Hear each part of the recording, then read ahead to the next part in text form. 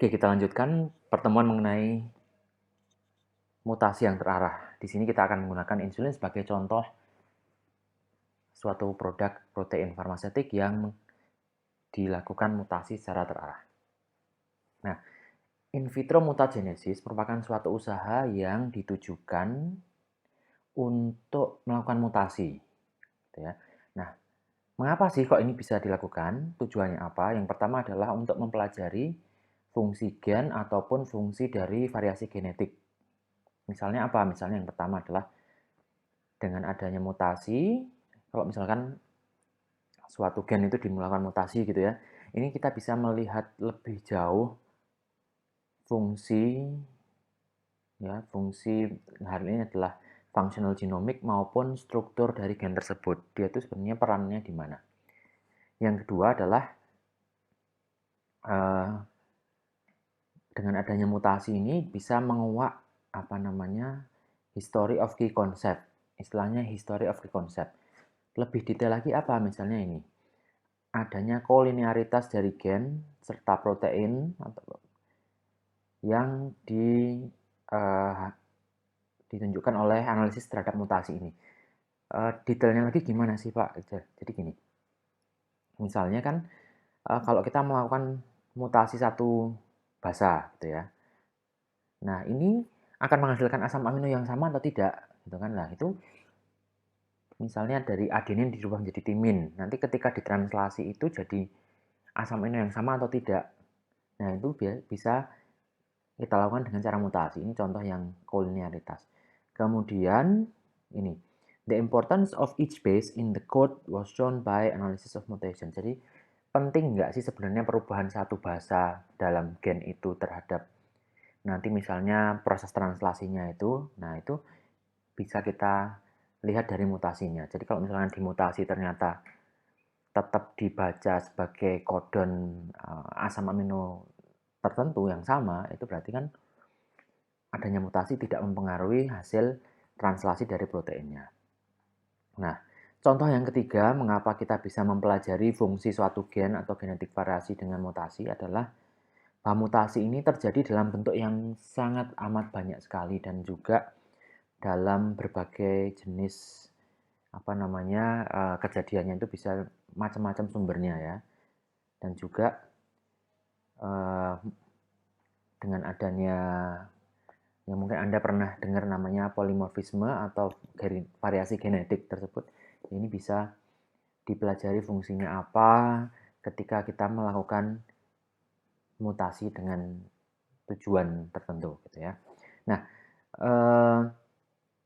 tujuan yang kedua adalah kita akan atau kita bisa mempengaruhi aktivitas atau properti dari suatu protein farmasetik. Misalnya apa? Memodifikasi toleransi terhadap suhu. Jadi misalnya dia protein tersebut awalnya nih native-nya ini dia pada suhu tertentu dia sudah mengalami denaturasi. Namun bisa dimodifikasi beberapa gugus tertentu di asam amino tertentu yang mana akan meningkatkan stabilitas terhadap panas. Ya, ini terhadap panas, kemudian juga ikatannya terhadap binding set pada suatu reseptor tertentu.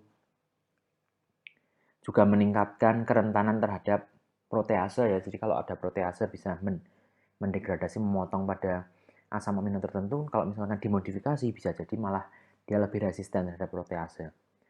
Dan yang tidak kalah penting lagi, bicara mengenai protein farmasetik adalah bisa menurunkan atau juga meningkatkan imunogenisitas.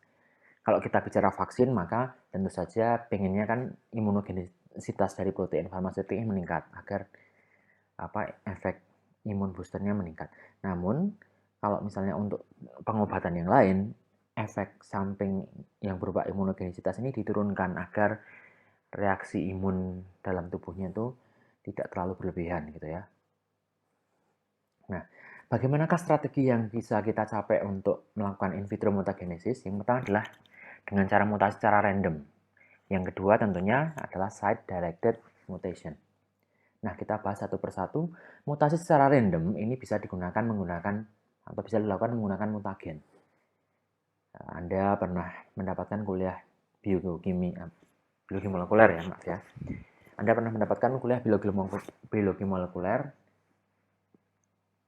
apa itu mutagen, contohnya apa? Misalnya di sini yang bisa dipakai adalah etil metansulfonat EMS, atau juga iradiasi dengan UV, atau kita bisa gunakan ini sisi restriksi endonuklease. Kemudian yang ketiga adalah dengan nested deletion, yaitu suatu metode untuk memperpanjang extension of the length. Metode yang digunakan untuk menambah panjang dari DNA target, yang mana ini akhirnya bisa disequencing menggunakan single primer, gitu ya. Nah, kita akan bahas secara detail. Di kimia organik 1, saya yakin Anda pernah dapat materi ini, ketoenol tautomerisasi. Tautomer ya, dijamankan di sini ikatan rangkapnya di ini di cincin, sementara di sini di bentuk keto ini ikatan rangkapnya pindah ke di sini, di amina. Nah, ternyata tautomerisasi ini juga bisa terjadi pada basa nukleotida. Oke. Ini adenin, ya, dia bisa mengalami tautomerisasi. Nah, adenin ini harusnya berkomplement dengan apa? Dengan timin. Namun kalau dia mengalami tautomerisasi, dia malah lekatannya dengan sitosin. Demikian juga misalnya di sini. Timin ini harusnya komplementnya dengan adenin. Nah, dalam bentuk tautomerisasi dia mengalami konformasi seperti ini, dia bisa berikatan dengan guanin. Nah, jadi kalau misalnya ini kan sudah pasangannya udah ganti gitu ya. Nah, ini akan menyebabkan mutasi. Nah, ini yang contoh yang bisa kita sampaikan. Jadi A berpasangan dengan T, ada replikasi. Oke, ketika replikasi ada mutasi di sini. Jadi sebentar. Ini A di atas, ini T di bawah. A berpasangan harusnya dengan timin, namun karena ini mengalami tautomerisasi, akhirnya berpasangan dengan sitosin. Oke. Nah, ketika replikasi lagi ya, ini adenin. Oke, mungkin dia tidak dalam bentuk tidak mengalami tautomerisasi, sehingga ini pasangannya timin wild type. Kemudian di sini sitosin. Oke, dia pasangannya guanin, ini mutan. Nah, yang di sini adenin dengan timin dengan template timin, ini adenin. Jadi ada satu mutan selama proses replikasi. Nah, contoh yang lain adalah dengan yang tadi saya sebutkan mengenai penggunaan sisi restriksi endonuklease untuk menghasilkan mutasi secara random. Nah, misalnya ini ada plasmid, ada EcoR1 site. Jadi misalkan ini bisa dipotong oleh enzim EcoR1. Oke. Jeder, Pak, putus di sini. Ini ada apa namanya? Istilahnya apa ya? Enaknya kalau saya sih bilang dia jadi nggak lurus tapi ada yang kewer-kewer gitu ya. Nah, oke, di sini misalnya yang G ini, G yang atas dengan G yang bawah. Nah, lihat ini G yang atas. Set di sini dia sintesis. Set pasangannya adalah C, sementara ini di bawah pasangannya adalah C. Kemudian ada ligase nyambung di sini jeger, akan terjadi delesi dari 4 basa. Nah, sebaliknya yang di sisi satunya ya, yang ini ada yang kewer-kewernya ini sebagai template nanti oleh polimerase di sini disintesis jeger akan ketambahan 4 basa di sini sehingga 4 base pair inserted. Nah, itu yang terjadi pada mutasi pada restriction endonuclease sites. Nah, Kalau yang tadi kan bisa secara random ya, yang di sini yang dipakai untuk produksi protein farmaseutik adalah mutasi yang terarah dengan bantuan PCR. Ya, PCR apa Anda pernah dapat di biologi molekuler juga, itu suatu prosedur untuk mengamplifikasi secara mengamplifikasi sekuens DNA tertentu dalam jumlah yang banyak secara in vitro. Yang ini adalah memimik atau meniru proses replikasi. Tahapannya apa ya? Inisiasi biasanya dengan denaturasi double strand menjadi single strand dengan pemanasan pada suhu 94 atau 95 derajat Celcius. Reaksinya ada apa saja, reagen yang dipakai ada oligonukleotida primer ya, tahu ya primer. Kemudian ada enzim polimerase tentunya dan juga ada template nukleotidanya. Nah, setelah tahap inisiasi, tahap annealing, penempelan primer, kemudian ekstensi, perpanjangan reaksi, kemudian siklus ini akan berulang terus sampai tertentu. Misalnya di sini dikatakan 25 sampai 30 kali, meskipun saya seringnya itu PCR siklusnya sampai 40 kali. Nah, ini misalnya adalah apa yang terjadi pada saat PCR. Ya, primernya nempel di sini, kemudian ini DNA target nanti akan disintesis ke arah sini, arah dari 5 ke 3.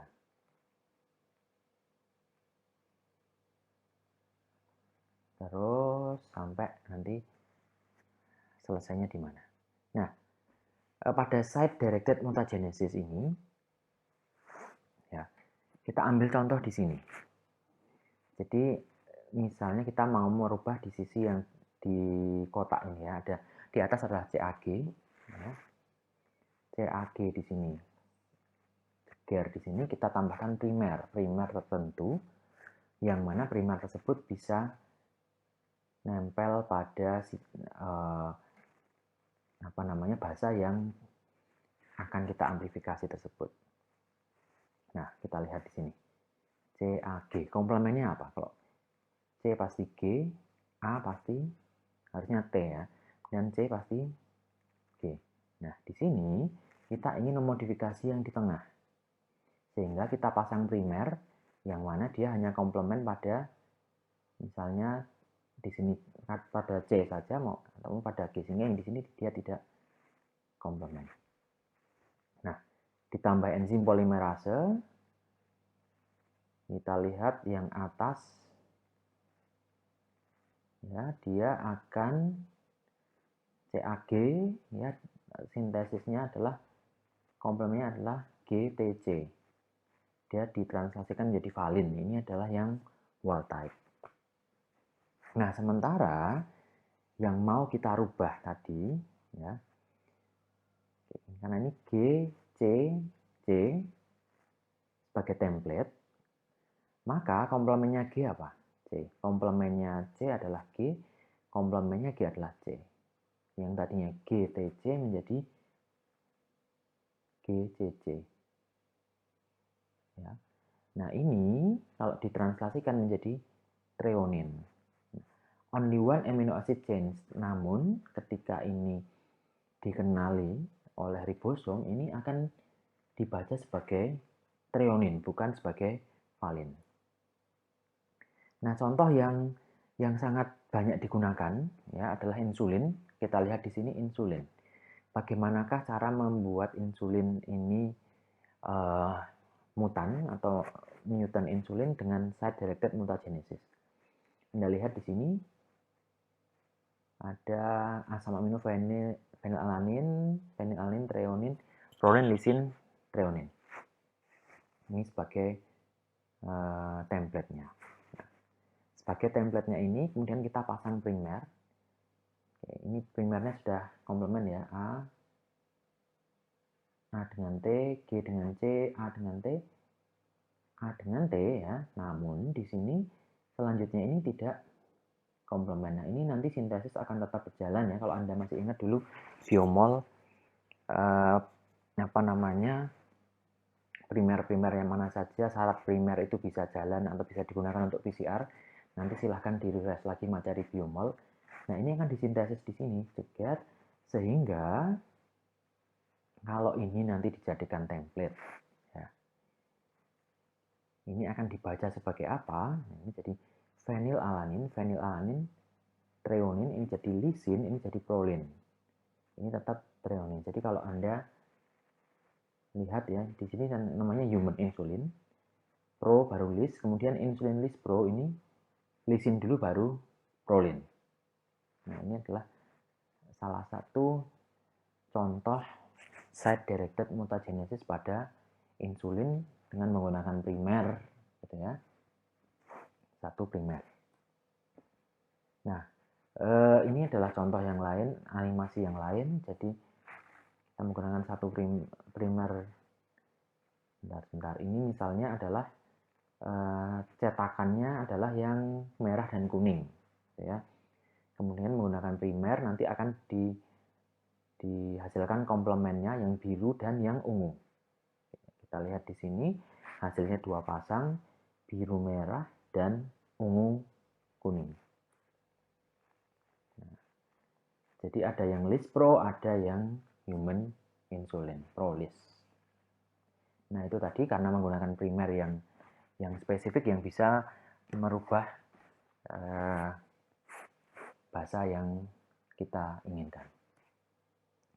Nah, kalau Anda kenal insulin ya, pasti kenal sekali insulin ini adalah digunakan pada terapi diabetes mellitus tipe 1. Ini memiliki dua rantai A dan rantai B. Ada di rantai A itu 20 asam amino, rantai B-nya ada 30 asam amino. Kita lihat di sini the colored yellow amino acid represent sites of sequence alteration denoted in table. Jadi ini yang sering dilakukan perubahan. Perubahannya apa saja? Kita lihat dendeng ya. Oke. Nah, substitusi asam amino pada analog insulin dari human maupun animal. Anda lihat ini di sini adalah insulin human, babi, sapi, kemudian lispro, insulin aspart, insulin glulisin, insulin glargin, insulin determir. Nah, jadi tadi disampaikan sisi-sisi mana saja yang biasanya dimodifikasi. Yang atas sendiri ini adalah yang insulin human. Nah, kita lihat yang lispro bedanya di mana. Di sini ternyata B28 dan 29 ini posisinya saling bertukar. Kemudian tadi di depan saya sampaikan juga mengenai detemir. Ya, di sini bedanya apa dengan yang human insulin adalah B28-nya ada lisin, kemudian lisin dalam bentuk ini strukturnya N-tetradecanoil, B29-nya ada prolin. Jadi lis pro namun lisnya ini ada mengikat satu gugus tertentu. Nah, itu tadi contoh-contoh site-directed mutagenesis yang kita bisa lakukan pada insulin dan juga contoh-contoh insulin modifikasinya apa saja. Nah, kita lihat di sini. Ya, kita bandingkan antara insulin babi, sapi dan juga insulin babi, sapi dan manusia. Nah, ternyata rumus molekuler maupun beberat molekul nanti berbeda. Kalau di sini babi, ini ternyata hanya berbeda satu asam amino saja dibandingkan dengan pada manusia dan bedanya hanya satu yaitu pada cincin B. Nah, yang insulin sapi, mohon maaf. Jadi ini tidak perbedaannya itu tidak hanya pada asam amino yang sama pada yang B, namun juga pada dua asam amino pada cincin A. Jadi kalau mungkin di negara barat insulin dari babi ini juga mungkin bisa digunakan ya, tapi kalau di Indonesia mungkin isu tentang kehalalan dan sebagainya ini sangat membatasi penggunaan insulin ini untuk terapi. Namun kalau insulin yang dipakai di eksperimen di laboratorium, ini yang kita pakai, yang pernah saya pakai itu salah satunya juga dari porsin. Nah, contoh lain adalah ini, Humulin. Ini adalah produk atau nama dagang dari suatu perusahaan yang bernama Lilly. Nah, Humulin ini mengandung human insulin dan its host of variants. Jadi variasi yang lain. Nah, ini insulin itu apa? Nanti kita skip. Dalam penggunaan praktisnya, insulin dari manusia, dari babi, dari sapi ini, atau campuran dari babi dan sapi ini, biasanya digunakan untuk pasien yang tadi dia sangat memerlukan insulin. Dia adalah pasien diabetes mellitus tipe 1. Nah, meskipun demikian, kelemahan dari humulin adalah reaksi hipersensitivitas yang mungkin terjadi. Yang kedua adalah mungkin terjadi hipoglikemia ya, yang serius akibat komplikasi penggunaan insulin terapi dengan humulin. Ya, meskipun ini insulin itu ada efek manfaatnya, namun ternyata juga ada efek sampingnya, hipersensitivitas maupun hipoglikemia. Nah, kita lihat lagi ada tabel yang lain. Tadi ada determer, glargin, gluisin, dan sebagainya. Ini sebenarnya mirip dengan yang tadi.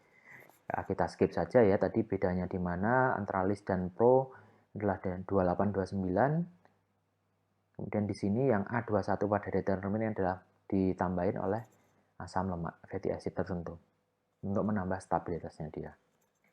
Nah, insulin list pro ya, ini insulin list pro ini merupakan salah satu modifikasi awal dari insulin yang human yang urutannya tadi pro list. Ini untuk meningkatkan stabilitas, ini formulanya dibuat khusus, yaitu dibuat dengan ini hexamer dengan konsentrasi kurang lebih ini 1 milimolar ya. Nah, kemudian ketika saat akan dipakai, ini harus direkonstitusi terlebih dahulu. Direkonstitusi, maka ini hexamernya ini ambiar. Anda lihat di sini dia ambiar satu jadi monomer. Kemudian kalau dia ambiar jadi monomer, dia bisa menembus ke membran. Gimana kalau ini tetap hexamer, Pak? Ukurannya terlalu besar dan juga dia pasti akan tidak bisa menembus membran. Nah, ini contohnya. Jadi hexamer ini harus direkonstitusi terlebih dahulu menjadi dimer atau monomer agar bisa menembus membran. Sehingga dia bisa masuk ke peredaran darah. Kalau hexamer ini malah akan mengalami presipitasi, dia tidak akan bisa menembus ke membran. Oke, contoh-contoh ini adalah contoh nama dagang, kemudian deskripsinya, kelebihannya apa, kemudian appearance-nya, ya karena kalau Anda belajar mengenai produk farmasi, produk protein terapeutik ini pasti ada parameter. Kalau kemarin ketika di kuliah radiofarmasi kan ada produk radiofarmaka itu kontrol kualitasnya apa saja. Nah, ini juga produk protein farmaseutik ini juga ada parameternya. Nah, misalnya di sini Humalog, deskripsinya adalah rapid acting soluble insulin analog for injection. Jadi ini adalah injeksi rapid acting, jadi aksinya cepat. Appearance-nya harus bagaimana? Harus aqueous, cair, harus jernih, colorless solution. Nah, komponennya apa? Ya, ada zinc, kemudian ada buffernya, sodium difosfat, kemudian ada preservatifnya misalnya M-cresol, kemudian isotonic agent yang ditambahkan misalnya glycerin dan pH-nya berkisar 7 sampai 7,8. Onsetnya berapa? 0,25 sampai 0,5 jam. Berarti sekitar berapa nih? 15 sampai 30 menit. Peaknya akan tercapai pada setengah jam sampai 2,5 jam dengan durasi kurang dari 5 jam. Nah, modifikasi yang lain misalnya Humalog di sini dia bisa sampai 24 jam. Sehingga kalau pakai Humalog ya sudah tidak usah sering-sering diinjeksi gitu ya. Cuman mungkin ini harganya mungkin juga lebih mahal. Nah, nanti yang contoh yang lain nanti silahkan di refresh masing-masing. Saya lanjutkan contoh yang lain, Levemir di sini sampai 23 jam, di sini sampai 24 jam. Oke. Ya, baik, sambil saya istirahat sejenak menghela nafas, barangkali Anda mau nostalgia dengan kampus tercinta, nanti masuk ke kampus lagi, melihat bangunan apa ini, kira-kira ini di mana, sambil diingat-ingat,